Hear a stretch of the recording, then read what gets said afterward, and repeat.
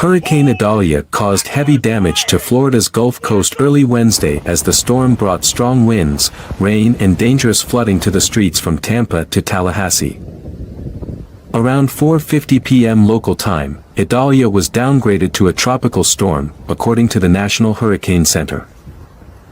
Two people, a 59-year-old Gainesville man and a 40-year-old Spring Hill man, were killed Wednesday when they lost control of their vehicles while out driving during the storm, the Florida Highway Patrol said in a news release. When the storm made landfall, at around 7:45 a.m. Eastern Time, it was a Category 3 hurricane, according to the National Hurricane Center, packing catastrophic storm surge and damaging winds. Around 10 a.m. local time, it weakened to a Category 2 storm before further weakening to a Category 1 hurricane around noon. In a 12:30 p.m. press conference, Florida Governor Ron DeSantis said the eye of the storm had left Florida, but storm surge was expected to continue and worsen as the tide rose later in the day. In Siдар-Ki, an island city of just about 700 people, storm surge poured through the streets. The area was under a mandatory evacuation order. The city's fire department shared a video that showed water rushing through dark streets as more rain poured down. The department said that things were going downhill fast and noted that the power is out in the area. In a second video, the department said the tide is expected to keep coming in until noon, and said that most of the streets around the downtown are underwater. The strength of the storm is keeping first responders from seeing how bad things are. A later video showed downed trees and rushing water, and photos show further destruction. Two videos posted by a man in Sидар-Ки showed water coming down side streets at around 5 a.m. local time. "It's going to swallow up the whole town," said Michael Presley Bobbitt. Later photos and videos from Bobbitt showed scattered debris, downed tree branches and water continuing to travel down side streets. Bobbitt said in a caption that the water had reached his backyard. "Our entire downtown is submerged, houses everywhere are submerged." Photos showed floodwaters filling the streets in Tarpon Springs, just north of Clearwater, up the coast from Tampa Bay. In Clearwater, another area that had been under mandatory evacuation, officials said the storm surge was causing strain on the city's stormwater system. Residents who did not evacuate were told to restrict water and toilet usage. In St. Petersburg, police said they had to rescue a person from flooding at a mobile home park. A video shared by the department shows water reaching the hood of a car in the coastal city. The Pinellas County Sheriff's Office said overnight that there had been about 3 to 4 feet of flooding on a street of St. Pete Beach, another coastal city. A video taken in Newport Richey, a city in Florida's Pasco County, shows cars driving through water that reaches their headlights. The person who took the video said it was taken about 1.5 miles inland, and at low tide. High tide is expected in the area in the early afternoon. Treasure Island, a city located on a barrier island in the Gulf of Mexico, has closed its bridges and will not be accessible for hours, officials said on social media. Significant flooding was expected, and photos showed water reaching park benches. The Tampa International Airport showed flooding and empty tarmac. In a statement, the airport said that there was water on the south end of the airfield, but that runways were not impacted. The airport did well in face of the storm, the statement said. The airport is expected to reopen to arrivals at around 4 p.m. today. Other airports in the hurricane's path had also closed due to the weather. Florida Governor Ron DeSantis on Thursday said Hurricane Idalia caused significant damage particularly along Florida's Big Bend, but the community is resilient. "We are going to work hard to make sure people get what they need," the governor said at a post-storm briefing alongside state and federal emergency management agency, FEMA, officials. According to DeSantis, about 420,000 accounts that lost power during the storm have been restored, and the bulk of the outages at this point are in that Big Bend region, a lot of the rural counties that bore the brunt of the storm. About 141,000 customers remain without power across the state, according to poweroutage.us. course he did. DeSantis noted that some areas, such as parts of Taylor County in the Big Bend area, remain 100% out. There's Columbia. The governor added that there were about 40 successful rescues made as of last night. This includes 29 by the Florida National Guard. Our fish and wildlife officers assisted with a medical evacuation yesterday and they are conducting high water and welfare checks, he said. DeSantis said he and FEMA Administrator Deanne Criswell will tour some of the hard-hit areas like Sida-Ki and Steinhatchee to assess storm damage. Tens of thousands of people in northern Florida without power after Idalия will have to suffer through sweltering summertime heat. High temperatures across this hard-hit area are expected to climb into the lower 90s on Thursday afternoon. These temperatures are typical for late August, but Idalia's rain is causing the heat index, a measure of what the temperature feels like on the skin when accounting for relative humidity, to soar. The heat index for a majority of locations without power in Florida and Georgia will top out in the low to middle 100s on Thursday. A heat index value in the triple digits can be dangerous for anyone without access to power or a reliable way to cool down. Taking breaks during Idalия cleanup efforts and staying hydrated are important ways to prevent heat-related illness.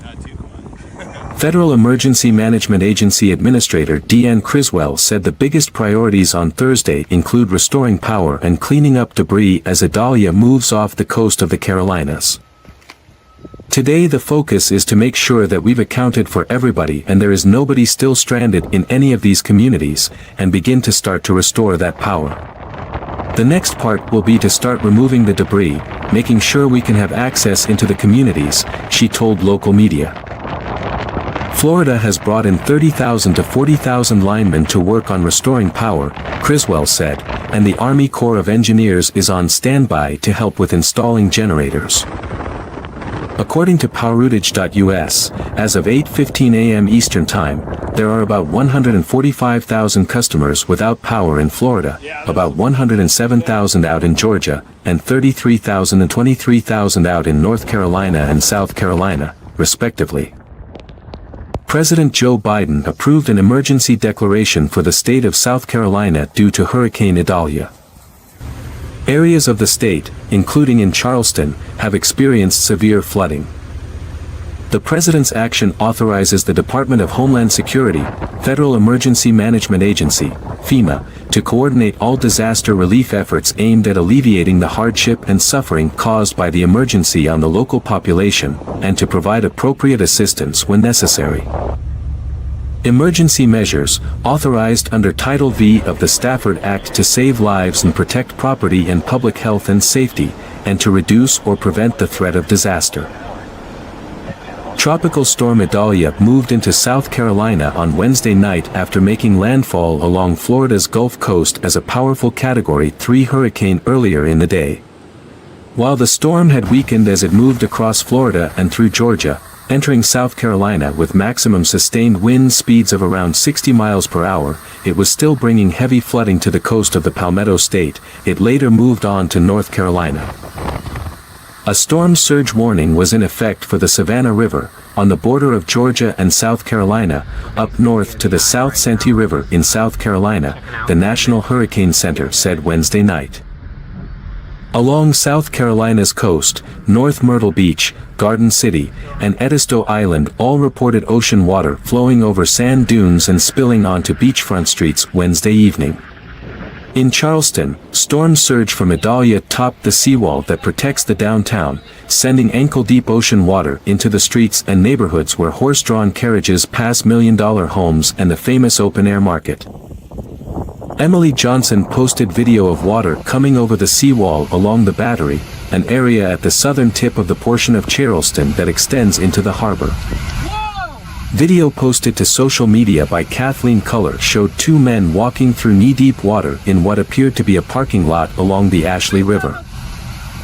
Police in Isle of Palms, a small town on a barrier island to the east of Charleston, posted a video on social media showing deep standing water on one of the island's major roadways. Holy shit. Preliminary data showed the Wednesday evening high tide reached just over 9.2 feet, more than 3 feet above normal and the fifth highest reading in Charleston Harbor since records were first kept in 1899. Idalia also spawned a tornado that briefly touched down in the Charleston, South Carolina, suburb of Goose Creek, the National Weather Service said. The wind sent a car flying and flipped it over, according to authorities and eyewitness video. 2 people received minor injuries.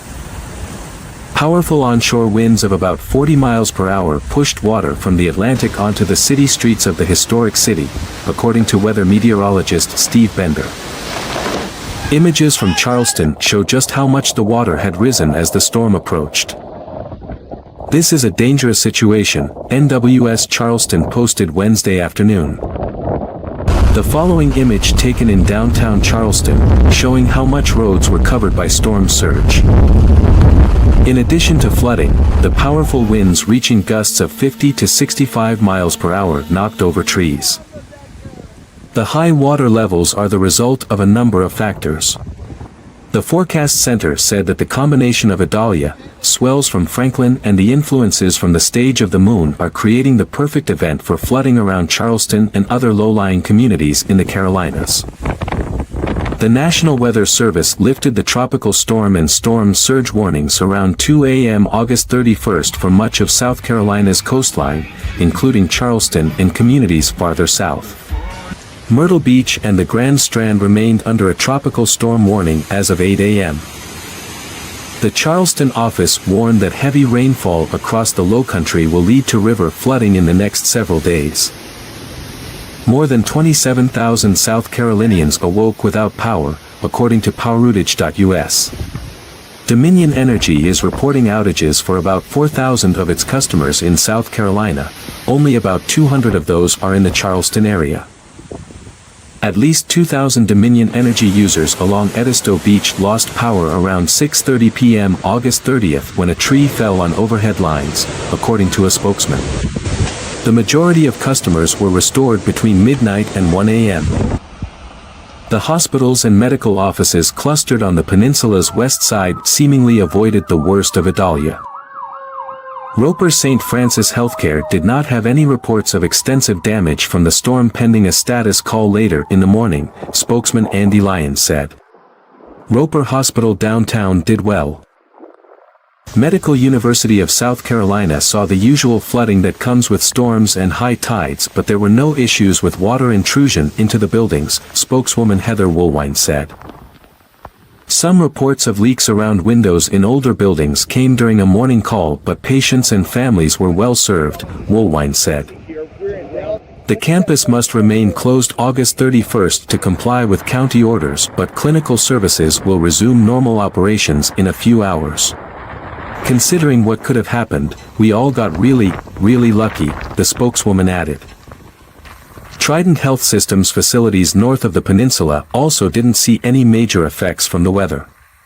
Officials served a free thank you breakfast to the staff at Trident and Somerville medical centers, as well as Live Oak Mental Health and Wellness in Latson, in appreciation of their efforts, spokesman Rod Whiting said.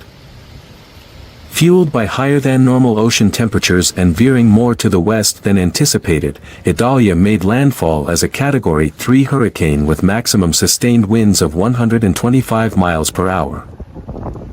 The storm's high winds and heavy rain tore down power lines and clogged interstate highways and local roads with downed trees and debris as it slammed into Valdosta.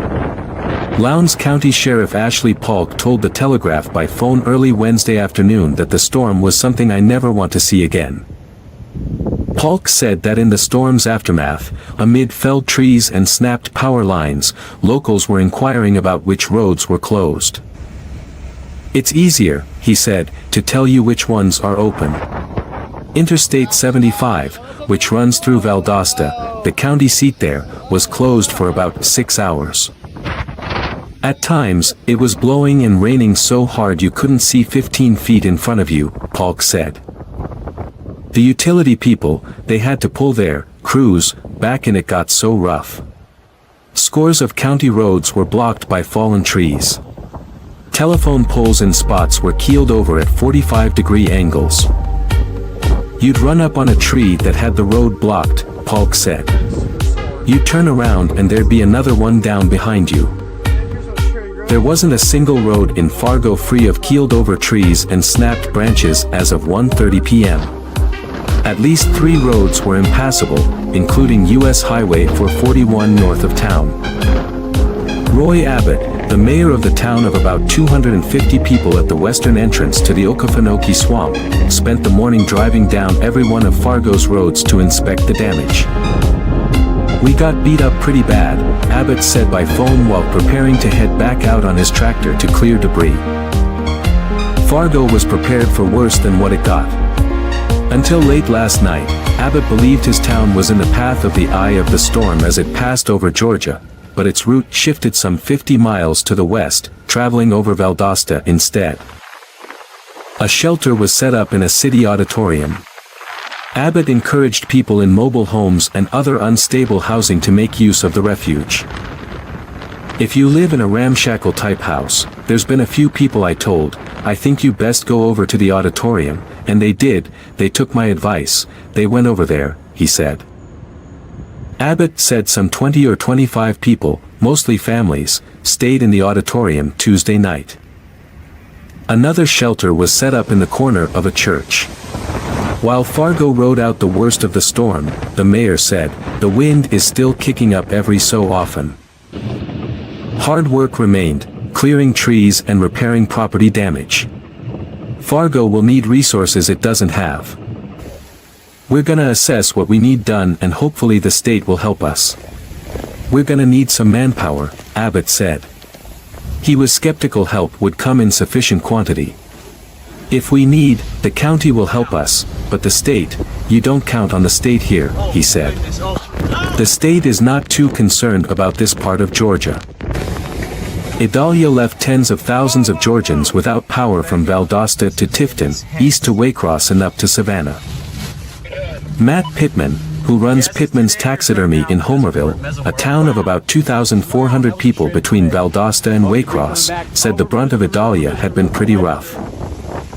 "As the storms I moved through at about 1 p.m. Wednesday, Pittman said by phone that power was out at his place south of town, as it was for thousands across that region on the northwestern fringes of the Okefenokee. A tree just fell on the neighbor's house a few minutes ago, but they're okay," Pittman said. He figured some of the gusts that ripped through topped 80 miles per hour. "I just was talking to a neighbor that lives probably 5 or 6 miles down the road and he's got trees down all in his yard," Pittman said. He had a small metal building that looked like beer can if you crumpled it up in your hand.